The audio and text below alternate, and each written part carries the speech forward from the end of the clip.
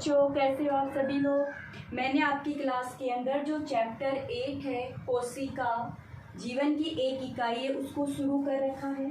मैंने जो यहाँ पे चित्र बना रखा है ये बना रखा है कोशिका भित्ति का, क्योंकि हमारा टॉपिक क्या चल रहा था, यूकैरियोटिक कोशिकाओं की संरचना के बारे में चल रहा था। तो यूकैरियोटिक कोशिकाओं में मैंने ये कहा था कि सबसे बाहर की तरफ एक पतली भित्ति पाई जाती है जिसे कोशिका झिल्ली कहते हैं। हम लोगों ने कोशिका झिल्ली को जीव द्रव्य कला नाम दिया था, जीव द्रव्य झिल्ली नाम दिया था हमने कोशिका झिल्ली को। उसकी संरचना के बारे में पढ़ा और उसके कार्यों के बारे में पढ़ा था पीछे वाली क्लास के अंदर। फिर उसके बाद मैंने आपको एक बात ये कही थी कि कोई भी अगर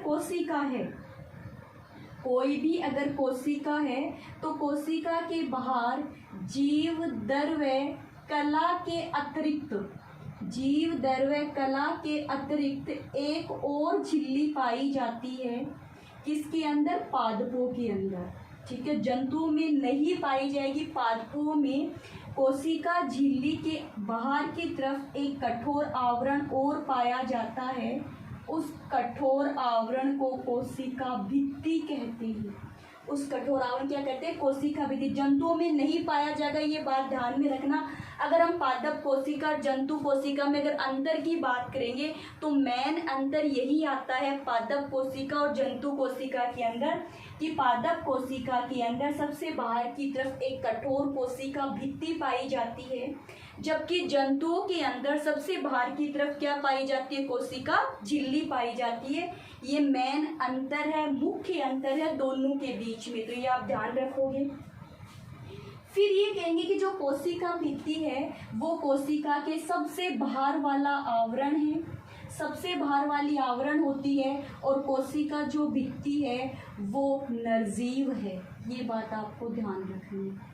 कोशिका भित्ति क्या होती है, निर्जीव होती है, कठोर होती है, हार्ड होती है। कोशिका भित्ति की खोज सर्वप्रथम किसने की थी, रॉबर्ट हुक ने। आपको जब मैंने कोशिका के बारे में बताया तो आपको ये कहा था कि कोशिका की सर्वप्रथम खोज करने वाले कौन थे, रॉबर्ट हुक थे। उन्होंने जीवित कोशिका का अध्ययन किया था और पादप की छाल से उन्होंने कोशिका को अलग किया था, पादपों की छाल से कोशिका को क्या किया था, अलग। फिर मैंने ये कहा था कि बाद में जाके पता चला कि रॉबर्ट हुक ने सूक्ष्मदर्शी की सहायता से जिस कोशिका को देखा था वो कोशिका ना होकर के क्या थी, कोशिका भित्ति थी। उस समय मैंने आपको ये बात बताई थी भी, आपको ये पूछा जाए कि सर्वप्रथम कोशिका की खोज किसने की, तो आप किसका नाम लो, किसने की थी कोशिका की खोज करने वाले, रॉबर्ट हुक थे। लेकिन फिर ये पता चलता है कि वो कोशिका तो निर्जीव कोशिका थी। फिर आगे और अध्ययन किया तो पता चला कि रॉबर्ट हुक ने कोशिका को नहीं देखा था, उसने कोशिका पादप कोशिका के बाहर पाई जाने वाली कोशिका भित्ति को देखा था। तो मतलब अध्ययन करने वाले कौन थे, देखने वाले कौन थे, रॉबर्ट हुक थे। फिर उसके बाद में अपन ये कहेंगे कि जो कोशिका भित्ति है वो पादपों में पाई जाती है, कोशिका भित्ति कवक में भी पाई जाती है, और लेकिन इन दोनों के बनने में अंतर है। ठीक है, कोशिका भित्ति जीवाणुओं में भी पाई जाती है, लेकिन सबसे विकसित कोशिका भित्ति किसकी होती है, पादपों की होती है। हालांकि जो कवक की कोशिका भित्ति है वो काइटिन की बनी है। जीवाणु की कोशिका भित्ति आपने पढ़ी थी, आपने देखी थी कि जीवाणु की कोशिका भित्ति पेप्टिडोग्लाइकेन की बनी है, ग्लाइकेन की बनी है। जीवाणु की कोशिका भित्ति किसकी बनी है, पेप्टिडोग्लाइकेन की बनी है, जबकि कवक की कोशिका भित्ति किसकी बनी है, काइटिन की बनी है। और अगर मैं पादपों की कोशिका भित्ति की बात करूं तो पादपों की बनी है सेलुलोज। ठीक है, जो एक प्रकार ग्लूकोज की एक लंबी श्रृंखला है, हेमीसेलुलोज,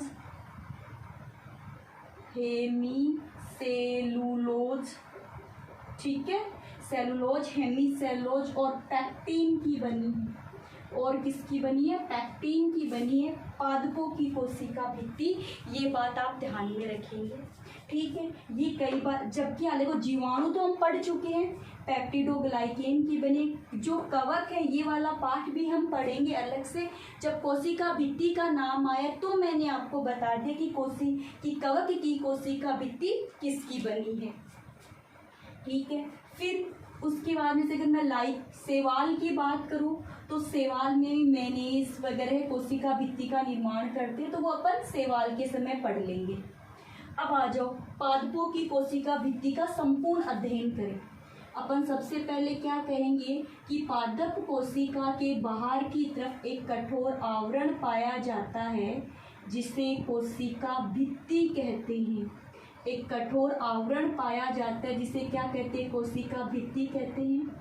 पादपों की जो कोशिका भित्ति होती है वो मुख्यतः 4 प्रकार की है। सबसे अंदर की तरफ आप कहोगे मध्य पटलिका, सबसे अंदर की तरफ है मध्य पटलिका। फिर है प्राथमिक भित्ति, फिर है द्वितीयक भित्ति और उसके बाद में है तृतीयक भित्ति। मध्य पटलिका, प्राथमिक भित्ति, द्वितीय और तृतीयक भित्ति। नाम याद रह जाएंगे ना कि किसकी बात कर रही हूँ मैं, कोशिका भित्ति के प्रकारों की बात कर रही हूँ। कि जो कोशिका भित्ति के प्रकार में सबसे अंदर है मध्य पटलिका, फिर उसके बाद में प्राथमिक भित्ति, फिर द्वितीयक भित्ति और फिर कौन सी है, तृतीयक भित्ति। यानी अंदर से बाहर की तरफ आए हैं हम। कहाँ से आए हैं, अंदर से बाहर की तरफ गमन करते। तो सबसे अंदर कौन सी है, नाम ध्यान रखना, मध्य पटलिका जो सबसे पहले बनने वाली है। अब यहाँ देखो, यहाँ पे मैंने एक चित्र बना रखा है, ये मैंने कोशिका भित्ति का बना रखा है। चाहो तो आप केवल एक चित्र से समझ लो या फिर मैंने जितने बना रखे उतने हैं। देखो कोई हार्ड नहीं है, आपको खुद को दिखाई दे रहा है। केवल ये जैसे बना रखी है मैंने, देखो ये हेक्सागोनल है, षटकोणी है, जिसे आप केमिस्ट्री के अंदर से बेंजीन बनाते हो ना, इस टाइप की है। ये वाली तो ये वाली 1 2 3 4 5 यानी 5 रेखाओं से मिलके बनी है। 1 2 3 4 5 6 ऐसे ही तो बना रही, कोई ज़्यादा नहीं है भाई। ऐसे करके बना लिया, एक बना ली, फिर यहाँ से इस प्रकार से बना ली और एक ऐसे बना ली। इस प्रकार से मैंने कोशिका भित्ति की संरचना बना रखी है। अब कोशिका भित्ति को मैंने ये तो कह दिया कि पादपों की जो कोशिका भित्ति होती है वो 4 भागों से मिलकर बनी होती है, जो पादप को सुरक्षा प्रदान करवाती है, पादप में सबसे बाहर की तरफ होती है। दूसरी बात ये निर्जीव होती है, ध्यान रखना इस बात का। बाहर आते आते कैसी हो जाती है, निर्जीव हो जाती है। अब देखो तो सबसे पहले हम किसकी बात करेंगे, मध्य पटलिका की। सबसे पहले किसकी बात करेंगे, मध्य पटलिका की बात करेंगे कि निर्माण कैसे होता है। आज तक आप ये सुनते आए हो ना कि एक कोशिका में विभाजन होता है जिससे बहुत सारी कोशिका बनती है। ये बात सुनी है क्या, नहीं सुनी तो एक बार पहले सुन लो। हमारा जो 11 का पार्ट है वो कोशिका विभाजन का ही है। उसमें अपन संपूर्ण अध्ययन करेंगे एक कोशिका से 2 कोशिका किस प्रकार बनती है।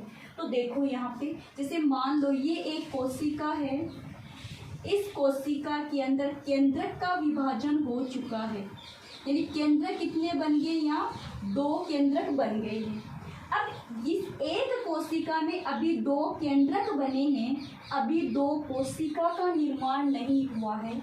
तो पादप कोशिकाओं के अंदर क्या होता है कि कोशिका के बिल्कुल बीच में, कोशिका के बिल्कुल बीच के अंदर एक अंगक होता है गोल्जी काय। उस अंगक की सहायता से यहाँ पर एक पतली परत का निर्माण होता है। ये जो पतली परत बनेगी इसे क्या कहते हैं, मध्य पटलिका। यानी कोशिका विभाजन के समय कोशिका के मध्य में गोल्जी काय के द्वारा एक पतली परत का निर्माण होता है जिसे मध्य पटलिका कहते हैं। ये जो मध्य पटलिका है, इस मध्य पटलिका के ऊपर कैल्शियम और मैग्नीशियम पेक्टाइड इकट्ठे हो जाते हैं। कैल्शियम और मैग्नीशियम क्या क्या, कैल्शियम एंड मैग्नीशियम पेक्टाइड इकट्ठे हो जाते हैं, जो मध्य पटलिका का संपूर्ण निर्माण करते हैं। तो आपको क्या क्या बातें ध्यान में रखनी होती है कि कोशिका भित्ति में मध्य पटलिका का निर्माण, कोशिका विभाजन के मध्य, कोशिका विभाजन, जब कोशिका विभाजन होता है तो कोशिका के मध्य गोल्जी गाय के द्वारा, गोल्जी गाय के द्वारा एक पतली परत का निर्माण होता है। इस परत पे कैल्शियम और मैग्नीशियम पेक्टाइड इकट्ठे हो जाते हैं। इनसे जो संरचना बनी है, इस संरचना को क्या कहते हैं, मध्य पटलिका कहते हैं। जो ये रही मध्य पटलिका, ठीक है। अब सुनो, ये जो मध्य पटलिका, ये सर्वप्रथम बनने वाली, सबसे पहले बनने वाली पटलिका होती है या कोशिका भित्ति होती है, जब एक पादप कोशिका से दो पादप कोशिका का निर्माण होता है। फिर पूछ ले कि किसकी बनी होती है, तो क्या कहोगे, कैल्शियम और मैग्नीशियम पेक्टाइड की बनी होती है। तीसरी विशेषता क्या होती है कि जब फल पकते हैं, आपने देखा था कच्चे होते हैं फल, फिर धीरे धीरे जो फल है वो पकने लगते हैं। जब फल पकते हैं तो फल के पकने पर मध्य पटलिका घुलित हो जाती है, नहीं खत्म हो जाती है। जो पके हुए जो फल का जो रस होता है ना, उस रस में घुल जाती है। तो आपसे पूछ ले कि ऐसी कौन सी कोशिका भित्ति है जो पके हुए फलों में घुलित अवस्था में पाई जाती है, तो कौन सी पाई जाती है, मध्य पटलिका पाई जाती है। मध्य पटलिका पादप कोशिका में कोशिका विभाजन में सर्वप्रथम बनने वाली होती है। इनके निर्माण कोशिका के मध्य से शुरू होता है। इस पे कैल्शियम और मैग्नीशियम पेक्टाइड इकट्ठे हो जाते हैं, कैल्शियम और मैग्नीशियम पेक्टाइड इकट्ठे हो जाते हैं। और उसके बाद में तीसरी क्या बात ध्यान में रखनी है कि फलों के पकते समय ये घुलित अवस्था में पाई जाती है। किस अवस्था में पाई जाती है, ये घुलित अवस्था में पाई जाती है। याद रह जाएगी इतनी बात मध्य पटलिका की। अब मध्य पटलिका के बाहर की तरफ, ये तो अंदर है ना, अब जैसे मान लो यहाँ ये क्या हो गई, ये मध्य पटलिका हो गई, ऐसे ये मध्य पटलिका है। मध्य पटलिका के बाहर की तरफ सेलुलोज, हेमीसेलुलोज और पैक्टिन इकट्ठे हो जाते हैं। सेलुलोज, हेमीसेलुलोज और पैक्टिन क्या हो जाते हैं, इकट्ठे हो जाते हैं। तो मध्य पटलिका पर सेलुलोज, हेमीसेलुलोज और पैक्टिन की एक परत बन जाती है। ये जो परत बनती है इसे क्या कहते हैं, प्राथमिक भित्ति कहते हैं। क्या कहेंगे इसे, प्राथमिक भित्ति कहा जाएगा। ये रही, ये देखो, ये मध्य पटलिका हो गई। मध्य पटलिका की चाहे इधर मान लो प्राथमिक भित्ति, चाहे इधर मान लो प्राथमिक भित्ति, तो क्या कहेंगे, मध्य पटलिका के बाद में किसका निर्माण होता है, सबसे अंदर की तरफ मध्य पटलिका और उससे बाहर की तरफ कौन सी होगी, प्राथमिक भित्ति होगी। किसकी बनी है, सेलुलोज, हेमीसेलुलोज और पैक्टिन की बनी है। किसकी बनी है, सेलुलोज, हेमीसेलुलोज व पैक्टिन की बनी होती है। ठीक है, इतनी बात सर। अब आपके दिमाग में आ रहा होगा सेलुलोज, हेमीसेलुलोज, पैक्टिन है क्या, तो ये क्या है, ये सारे के सारे कार्बोहाइड्रेट्स है। कार्बोहाइड्रेट तो पता है ना, जो कार्बन, हाइड्रोजन, ऑक्सीजन से मिलके बना है। सबसे सरल कार्बोहाइड्रेट होता है ग्लूकोज। सबसे सरल कार्बोहाइड्रेट क्या है, ग्लूकोज। ग्लूकोज के बाद में और सरल कार्बोहाइड्रेट का क्या नाम होता है, फ्रैक्टोज। जो फल मीठे होते हैं ना, हमें फल मीठे लगते हैं, तो फल हमें किसकी वजह से मीठे लगते हैं, फ्रैक्टोज की वजह से मीठे लगते हैं। तो ग्लूकोज, फ्रैक्टोज ये सरल कार्बोहाइड्रेट है और ऐसे ही सरल कार्बोहाइड्रेट मिलकर के जटिल कार्बोहाइड्रेट बनाते हैं और ये वही है जटिल कार्बोहाइड्रेट। जैसे सेलुलोज में तो 3000 ग्लूकोज के मॉलिक्यूल हैं, 3000 ग्लूकोज के मॉलिक्यूल आपस में आएंगे तो क्या बनेगा, सेलुलोज का निर्माण होगा। किसका निर्माण होगा, सेलुलोज का निर्माण होगा। समझ में आ गई प्राथमिक भित्ति की बात। क्या क्या बताया था, मध्य पटलिका कहाँ बताई है मैंने आपको, कोशिका के बिल्कुल बीच में निर्माण होता है। जब कोशिका विभाजन होता है, जब एक कोशिका में 2 केंद्रक बन जाएंगे, 2 केंद्रक बनने के बाद में कोशिका के मध्य विभाजन की क्रिया होगी, तब जाके किसका निर्माण होता है, मध्य पटलिका का, यानी बीच में पाई जाएगी मध्य में। इस पे कैल्शियम और मैग्नीशियम पेप्टाइड का इकट्ठे हो जाएंगे और जब फल पकेंगे तो उस समय घुलित अवस्था में पाई जाएगी। जब कोशिका भित्ति का निर्माण हो रहा होता है, जैसे पहले मध्य पटलिका बन गई, उसके बाद मध्य पटलिका के ऊपर कौन इकट्ठे हो गए आके, सेलुलोज, हेमीसेलुलोज और पैक्टिन आकर के इकट्ठे हो जाते हैं, तब हमें उसे क्या नाम दे देंगे, प्राथमिक भित्ति नाम दे देंगे। प्राथमिक जो भित्ति है इसमें विभाजन की क्रिया पाई जाती है, ये खुद विभाजित होकर के नई भित्तियों का निर्माण करती रहती है और ये तरुण अवस्था में ज़्यादा मिलती है। तरुण मानी नए भाग के अंदर, जैसे मान लो कोई नई पत्ती बनी है, कोई नया फल बना है, जो कोई नया फूल बना, जो नई चीज़ें बनेंगी ना, वहाँ पर ये ज़्यादा पाई जाती है। कौन सी, प्राथमिक भित्ति। तो तरुण भागों में पाई जाती है प्राथमिक भित्ति और इनमें किसकी क्षमता होती है, इसके अंदर विभाजन की क्षमता होती है।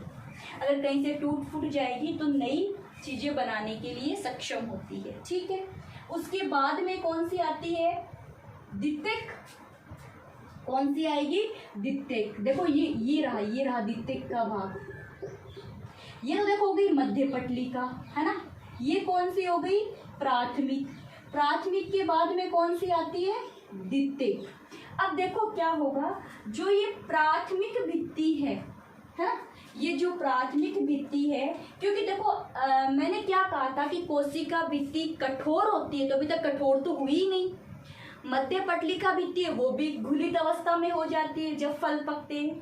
प्राथमिक भित्ति तो वैसे ही विभाजन करने वाली है, वो तो वैसे ही लचीली है, विभाजित होती रहती है, तो जबकि होना क्या चाहिए, कठोर होनी चाहिए ना। अब हम कहाँ बढ़ रहे, बाहर की तरफ बढ़ रहे, ध्यान में रखना। हम एक जैसे कोशिका है तो कोशिका में सबसे अंदर की तरफ क्या होगी, मध्य पटलिका, उसके ऊपर प्राथमिक भित्ति और उसके ऊपर क्या आ जाएगी, द्वितीयक भित्ति आ जाएगी। तो द्वितीयक जो भित्ति है, इस द्वितीयक भित्ति के ऊपर लिग्निन, सुबेरिन का जमाव हो जाता है। किसका जमाव होता है, लिग्निन और सुबेरिन, ये भी कार्बोहाइड्रेट ही है। लिग्निन और सुबेरिन पदार्थों का जमाव हो जाता है। तो किसके ऊपर, ये जो प्राथमिक भित्ति है, इस प्राथमिक भित्ति के ऊपर किसका जमाव हो गया, लिग्निन और सुबेरिन का जमाव हो जाता है। तो जब प्राथमिक भित्ति पर लिग्निन और सुबेरिन का जमाव हो जाता है तो उसे क्या कहते हैं, द्वितीयक भित्ति कहते हैं। उसे द्वितीयक भित्ति कहते हैं। ठीक है, उसे क्या कहते हैं, द्वितीयक भित्ति कहते हैं। अब कई बार क्या होता है कि ये जो लिग्निन और सुबेरिन है, ये अपने में से किसी भी पदार्थ को जाने नहीं देते, मतलब अपारगम्य होते हैं। क्या होते हैं, अपारगम्य होते हैं। ठीक है, अपने में से किसी पदार्थ को जानने नहीं देंगे। सोचो जैसे मान लो अब ये एक कोशिका है, एक कोशिका ये है ना, या फिर आप यहाँ बना लो, एक कोशिका ये है और एक कोशिका ये है। ये कौन सी हो गई, इसकी कोशिका भित्ति, और ये इसकी कोशिका भित्ति हो गई। और दोनों ही कोशिका भित्ति पर लिग्निन और सुबेरिन का जमाव हो गया बाहर की तरफ। और लिग्निन और सुबेरिन दो पदार्थ ऐसे जो अपने में से पदार्थों का आवागमन नहीं होने देते। तो अब एक कोशिका से दूसरी कोशिका के मध्य पदार्थ तो जाएंगे, एक कोशिका का कोशिका द्रव्य दूसरी कोशिका के कोशिका द्रव्य के मध्य पदार्थों का क्या करेगा, आदान प्रदान करेगा। अब आदान प्रदान हो कैसे, जबकि यहाँ पे तो क्या है, द्वितीयक भित्ति है जिसपे क्या है, लिग्निन और सुबेरिन है। अब कैसे हो पदार्थों का आदान प्रदान, तो इस अवस्था में क्या होगा कि जब लिग्निन और सुबेरिन का जमाव हो रहा होता है ना, तो उस समय कई जगह ऐसी आ जाती है कि वहाँ लिग्निन और सुबेरिन होते ही नहीं। भाई जैसे मान लो ये अब इसके ऊपर आके पड़ रहे लिग्निन और सुबेरिन, तो कोई जरूरी नहीं है कि हर जगह समान ही हो, है ना। ये पता है भाई, आप किसी सामान का ढेर लाते, उस ढेर को ला करके रख देते हो, ऐसे ऊपर से गिरा दो, तो हर जगह समान अवस्था में थोड़ी ना बिखरेगा। कई पदार्थ ज़्यादा इकट्ठे हो जाएंगे तो कई जगह पदार्थ क्या होंगे, कम इकट्ठे होंगे। तो जहाँ पदार्थ कम इकट्ठे होते हैं वहाँ पर एक खड्डा पाया जाता है जिसे गर्त कहते हैं। जिसे क्या कहते हैं, तो द्वितीयक भित्ति में लिग्निन और सुबेरिन का जमाव कम होने की वजह से एक गर्त अवस्था पाई जाती है, और वही गर्त जो होगा और वही जो गर्त पदार्थों का क्या करता है, आदान प्रदान करता है। पदार्थों का क्या करता है, आदान प्रदान करता है। मेरी बात समझ में आ गई क्या, कि आप क्या कहोगे कि प्राथमिक भित्ति पर लिग्निन और सुबेरिन का जमाव हो जाता है, जिसकी वजह से कोशिका भित्ति और ज़्यादा कठोर हो जाती है। लेकिन कुछ जगह ऐसी होती है जहाँ पर लिग्निन और सुबेरिन का जमाव नहीं होता, वहाँ पर कौन सी क्या पाए जाते हैं, गर्त पाए जाते हैं, और इन गर्त के द्वारा ही पदार्थों का क्या है, आदान प्रदान होता है। समझ में आ गई इतनी बात। चलो अब सुनो, कुछ कोशिकाएं ऐसी है, पादपों के कुछ भाग ऐसे हैं जहाँ पे तृतीयक परत भी पाई जाती है। हालांकि तृतीयक परत बहुत ही कम पाई जाती है, मध्य परत, प्राथमिक परत और द्वितीयक परत ही पाई जाती है। क्योंकि द्वितीयक परत ही मैंने कठोर अवस्था में दे दी। पदार्थों के लिए मैंने क्या कह दिया, द्वितीयक परत पदार्थों के लिए क्या है, आदान अपारगम्य होती है। पारगम्य बनने की वजह से बीच बीच में क्या पाए जाएंगे, गर्त पाए जाएंगे, और उन गर्त के द्वारा ही पदार्थों का क्या होगा, आदान प्रदान होगा। गर्त के द्वारा पदार्थों का क्या होगा, आदान प्रदान होगा।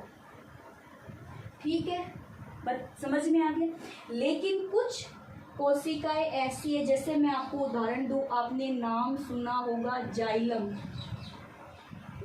जो जड़ से पानी को, जल को पत्तियों तक पहुंचाता है।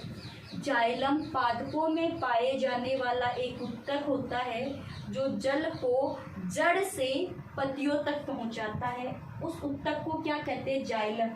तो जाइलम के अंदर क्या पाई जाती है, तृतीयक परत पाई जाती है। ठीक, क्या पाई जाती है, तृतीयक परत पाई जाती है, जो किसकी बनी, कैल्शियम बोल दो आप, ठीक है, पेरेन्काइमस बोल दो, इन सब की बनी है। तो क्या क्या पढ़ाया था, मध्य पटलिका किसकी बनी है, कैल्शियम और मैग्नीशियम पेक्टेट की बनी है। फिर उसके बाद में क्या बताया था, प्राथमिक भित्ति किसकी बनी है, सेलुलोज, हेमीसेलुलोज और पैक्टिन की बनी है। सेलुलोज, हेमीसेलुलोज और पैक्टिन की बनी हुई है। द्वितीय कोशिका भित्ति किसकी बनी है, लिग्निन और सुबेरिन की बनी है। कई जगह द्वितीय कोशिका भित्ति से भी बाहर की तरफ एक और कठोर भित्ति पाई जाती है, जिसे तृतीयक भित्ति कहते हैं। और ये जो तृतीयक भित्ति होती है, ये किसकी बनी है, आप कह दो सेलुलोज की बनी है। क्या कह दो, जो कहाँ पाई जाती है, जाइलम में पाई जाती है। तो ये थी कोशिका भित्ति की संरचना। तो याद रह जाएगी कोशिका भित्ति की संरचना। अब कोशिका भित्ति के क्या क्या कार्य है, तो आपको सीधे ही दिखाई पड़ रहा है क्या क्या कार्य है कोशिका भित्ति के। सबसे बाहर की तरफ पाई जाती है, तो इसका मतलब किसी भी कोशिका को आकार प्रदान करती है। अगर कोशिका भित्ति गोल है तो वो कोशिका गोल होगी। अगर जैसे मैंने देखो यहाँ पर देखो कैसी बनाई है, षटकोणीय बनाई है ना, इसका मतलब ये कोशिका कैसी बन गई, षटकोणीय बन गई। यहाँ मैंने कैसी बनाई है, पंचभुजीय बनाई है, तो यहाँ की कोशिका कैसी है, पंचभुजीय है। और ये बीच वाला भाग तो आपको पता ही है, कोशिका के बीच का भाग आ गया ना, ये तो जहाँ पे कोशिका द्रव्य पाए, कोशिका ये एक ये बाहर की बना दी है, कोशिका द्रव्य उसमें अंगक वगैरह पाए जाते हैं। तो हमने तो आकार प्रदान करती है, सुरक्षा प्रदान करती है। क्या प्रदान करती है? आकार प्रदान करती है और सुरक्षा प्रदान करती है। अब एक बात और सुनो, जैसे मान लो एक ये कोशिका है, एक कोशिका ये रही और एक कोशिका ये है, ये कोशिका है, ठीक है, ये कोशिका है।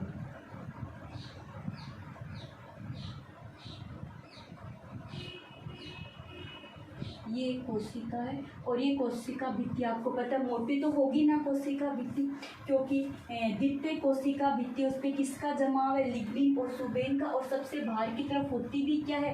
द्वितीय कोशिका भित्ति सबसे बाहर की तरफ होती है और सबसे अंदर की तरफ क्या होती है? मध्य पटलिका होती है। अगर बाहर से अंदर जाए ना कोशिका के अंदर तो सबसे अगर तृतीयक अवस्था पाई जाती है तो तृतीयक होती है, वरना द्वितीयक परत, प्राथमिक परत और मध्य पटलिका पाई जाएगी। अब देखो ये जो द्वितीयक भित्ति है तो लिग्निन और सुबेरिन की बनी है, पदार्थों को तो यहाँ से गमन हो नहीं सकता। एक कोशिका के कोशिका द्रव्य से पदार्थ दूसरी कोशिका के कोशिका द्रव्य में नहीं जा सकते, इसीलिए यहाँ पर एक प्रोटीन की संरचना बन जाती है।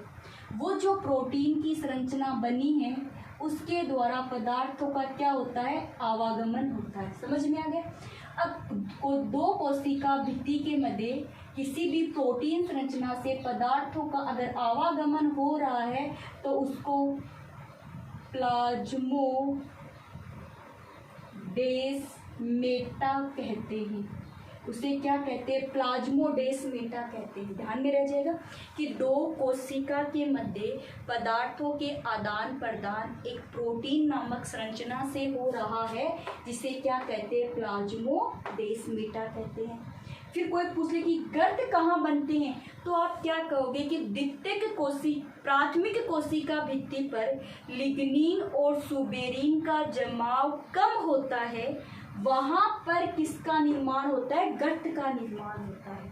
मेरी बात समझ में आ गई क्या? इतनी बात क्या पढ़ी थी आज? कोशिका भित्ति पढ़ी है। यूकैरियोटिक कोशिका होगी तो मान के चलो ये पादप की है, जो आप पेड़ पौधे देखते हो ना उसकी कोशिका भित्ति। हालांकि हमें खुली आंखों से तो दिखाई देती नहीं, किसकी सहायता से देखना पड़ता है? सूक्ष्मदर्शी की सहायता से देखना पड़ता है। तो सबसे अंदर मध्य पटलिका, फिर प्राथमिक भित्ति, फिर द्वितीयक भित्ति और फिर तृतीयक भित्ति पाई जाती है।